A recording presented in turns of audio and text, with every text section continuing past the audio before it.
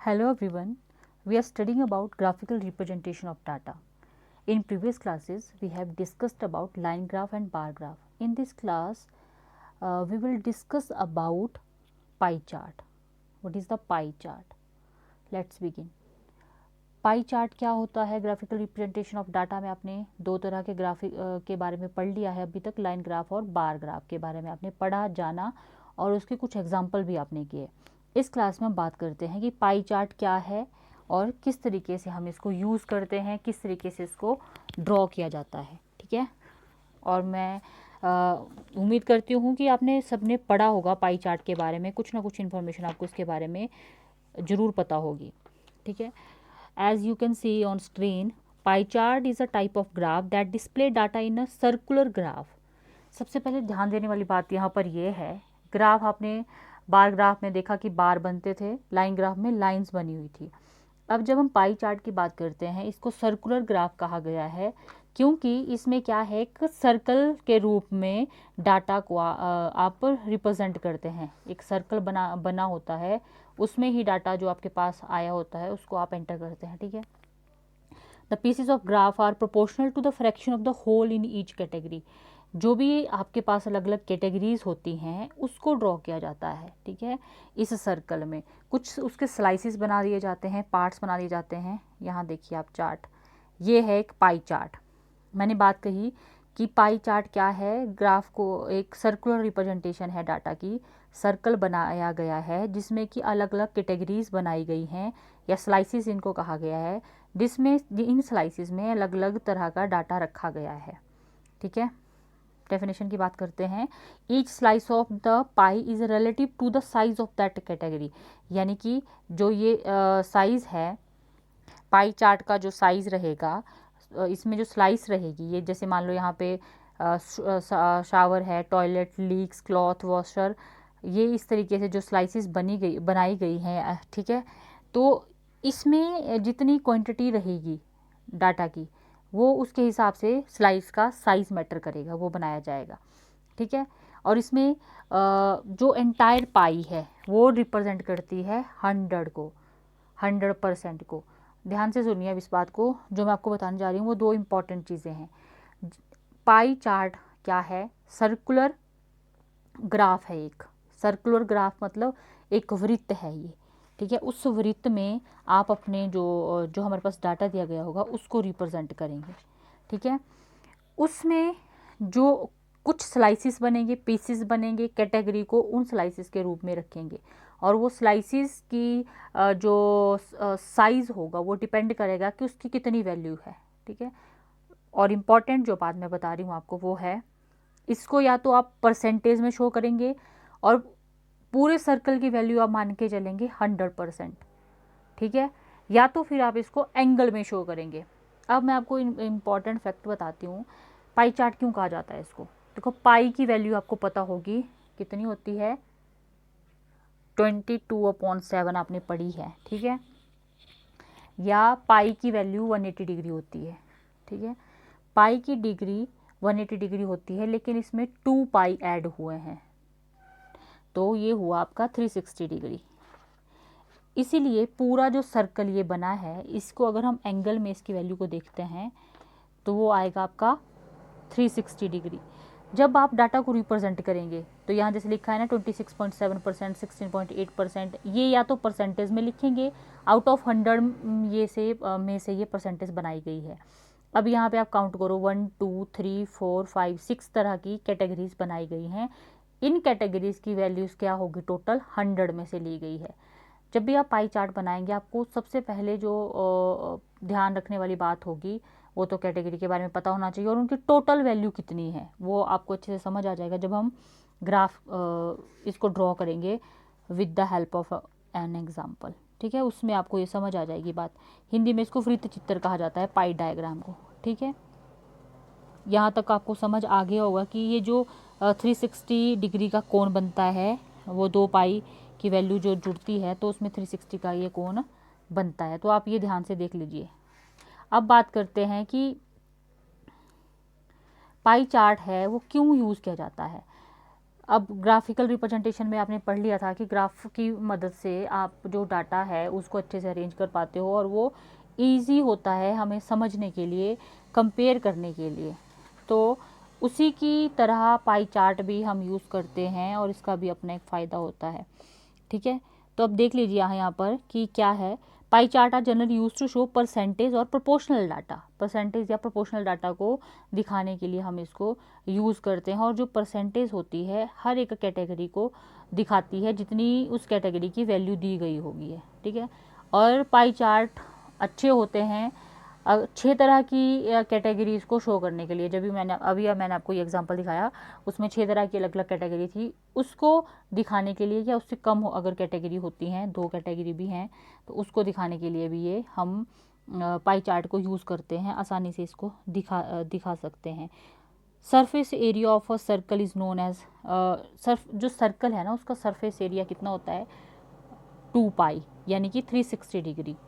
ठीक है, तो जो भी हम डाटा रिप्रेजेंट करेंगे सर्कल डायग्राम में तो इसीलिए उस डाटा की वैल्यू 360 डिग्री आती है। ठीक है, आपके दिमाग में क्वेश्चन आया होगा कि 360 ही क्यों आया, क्यों नहीं आया और क्यों नहीं आया, क्योंकि एक सर्कल बनाया ना, ये सर्कुलर ग्राफ बना तो इसकी वैल्यू 360 डिग्री आएगी, क्योंकि जो एक वृत्त है उसका सरफेस एरिया क्या होता है एक वृत्त का 2 पाई यानी कि 360 डिग्री अगर हम एंगल की बात करते हैं।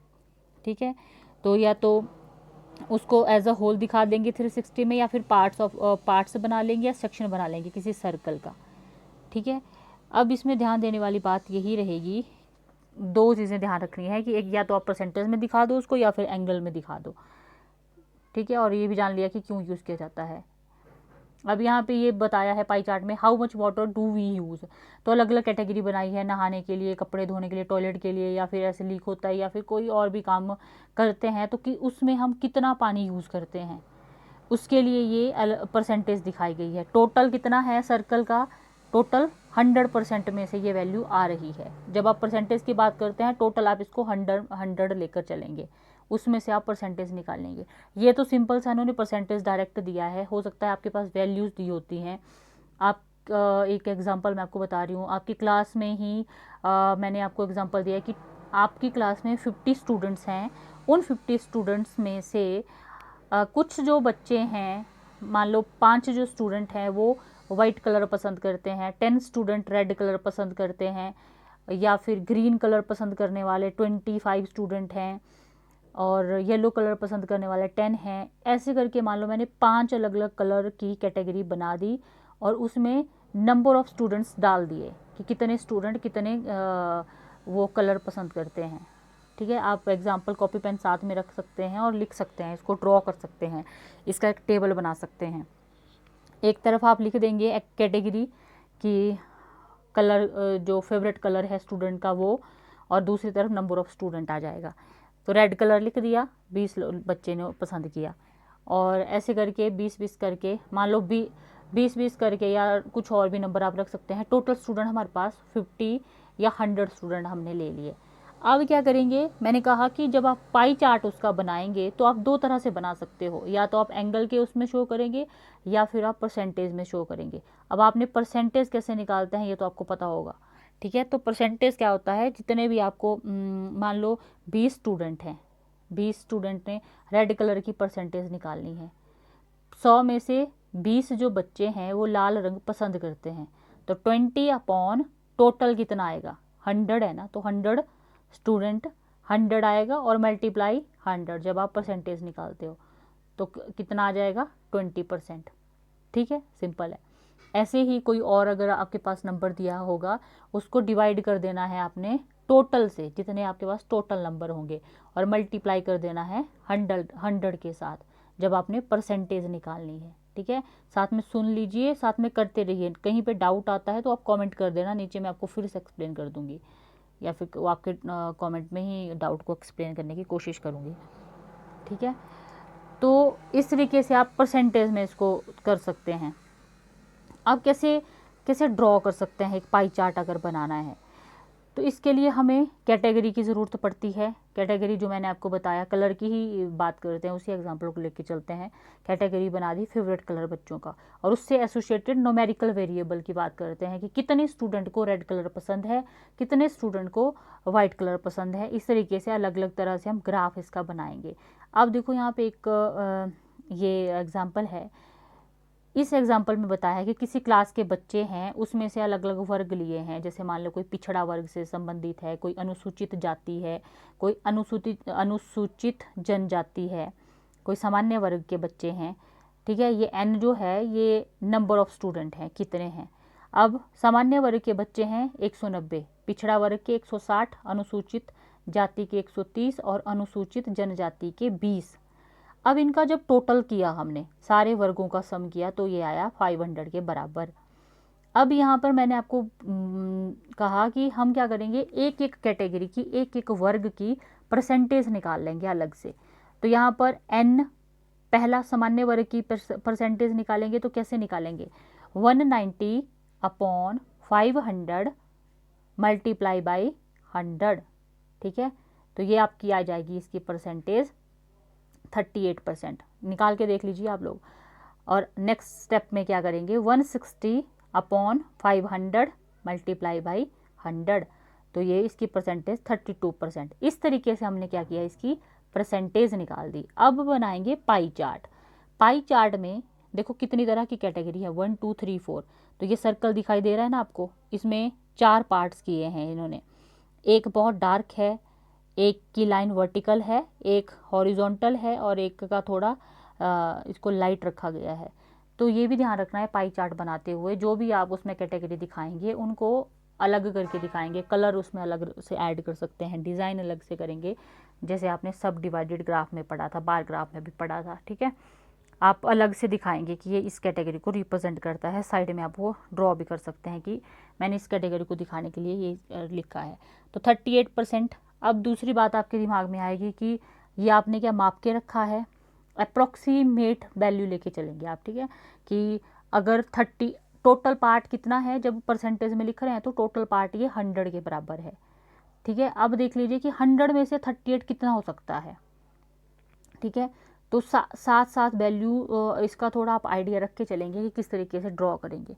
जैसे 60-40 है, तो आपको पता है डिफरेंस है 20 का, तो आप देख लेना सर्कल में 20 का डिफरेंस कैसे आएगा, कितने का आएगा। या फिर इसको डिवाइड करते हैं, जैसे अगर 100% में करते हैं तो 4 अगर इसके पार्ट इक्वल करते हैं ना, तो उससे 25 करके 100 हो जाएंगे 4 पार्ट। तो अगर आपको फिर भी डाउट होता है तो थोड़ा वहाँ से भी आप देख सकते हैं एक्सपेंड करके, बाकी अप्रोक्सीमेट आप इसको ड्रॉ कर सकते हैं। तो ये था एक एग्जांपल कि कैसे आप ड्रॉ कर सकते हैं पाई चार्ट। अगर आपके पास वैल्यूज़ दी हैं, कैटेगरी दी हैं, तो उसको आपने परसेंटेज में चेंज कर लिया। नेक्स्ट एग्जांपल मैं आपको बता देती हूँ, दूसरा है एंगल में आपने चेंज करना है इसको। तो यहाँ पे एरिया ऑफ वर्क एक्सपीरियंस दिया है कि नंबर ऑफ स्टूडेंट हैं, कुछ नंबर दिए हैं स्टूडेंट्स के, उन्होंने काम का कुछ अनुभव किया है अलग अलग एरिया में। पहला एरिया है फोटोग्राफी। फोटोग्राफी में 6 बच्चों ने एक्सपीरियंस किया है, क्ले मॉडलिंग में 30, किचन गार्डनिंग में 48, डॉल मेकिंग में 12 बच्चे और बुक बाइंडिंग में 24 बच्चे। ऐसे करके ये टोटल बच्चे हो गए 120 स्टूडेंट। ठीक है, अब बात करते हैं एंगल में हमने इनको कन्वर्ट करना है। 2 ही तरीके से आप बनाएंगे ना पाई चार्ट, या तो परसेंटेज या फिर एंगल। तो एंगल में क्या करेंगे, सेम मेथड रहेगा, लेकिन यहाँ पर हमें, वहाँ पर टोटल 100 था ना आपका, 100% में से निकालते हैं तो मल्टीप्लाई 100 करते हैं, तो यहाँ पर टोटल आपका 360 डिग्री में से आएगा। ठीक है, तो सेम प्रोसीजर रहेगा। 6 स्टूडेंट हैं, 6 divided by total number of student. How many student, total number of student 120, तो 6 अपॉन 120 मल्टीप्लाई बाय 360। ठीक है, तो इसको कट करेंगे और ये आपका आ जाएगा 18 डिग्री एंगल। जितनी भी वैल्यूज दी हैं वो आप निकाल सकते हो। ठीक है, इस तरीके से आप इसमें दिखा सकते हैं। सॉरी, एंगल को अगर दिखाना है या एंगल में अगर आप दिखाएंगे, वो डिपेंड करता है कि आपको किस तरीके से वैल्यू सामने आपके दी गई है। ठीक है, समटाइम्स ये होता है कि आपके पास डायरेक्ट ही वैल्यू दे दी गई है, परसेंटेज में दी है या एंगल में दी है, तो आपको निकालने की ज़रूरत नहीं पड़ती है। ठीक है, तो इस तरीके से आप कर लेंगे। तो ये इसका भी ऐसे ही आप कोई और एग्जांपल भी इसका ड्रॉ कर सकते हो अलग अलग तरह से। तो इसकी आप प्रैक्टिस कर लेना, 2-4 एग्जाम्पल कर लेना, चाहे इससे रिलेटेड भी, परसेंटेज में भी, एंगल में भी, और पाई चार्ट फिर इस तरीके से पाई चार्ट बन जाएगा। इसका पाई चार्ट मैंने ऐड नहीं किया है, ये आप खुद कर लेना कि कैसे आएगा, ठीक है। तो एडवांटेजेस क्या होते हैं, display relative proportion of multiple classes of data, multiple classes है डाटा के अलग अलग है, उनको आप दिखा सकते हो एक साथ।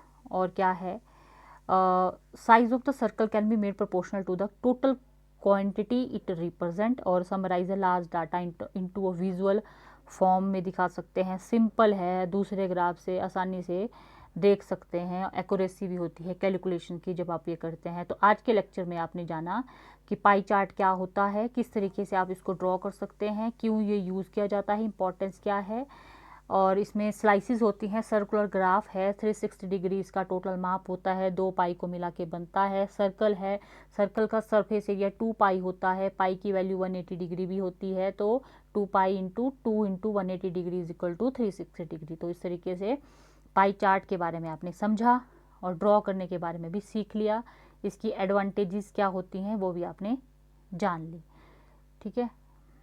आई होप आपको ये लेक्चर समझ आया होगा, समझ आया होगा तो प्लीज़ लाइक कर दें वीडियो को, कमेंट कर दें जो जहाँ पे डाउट होगा। Thank you.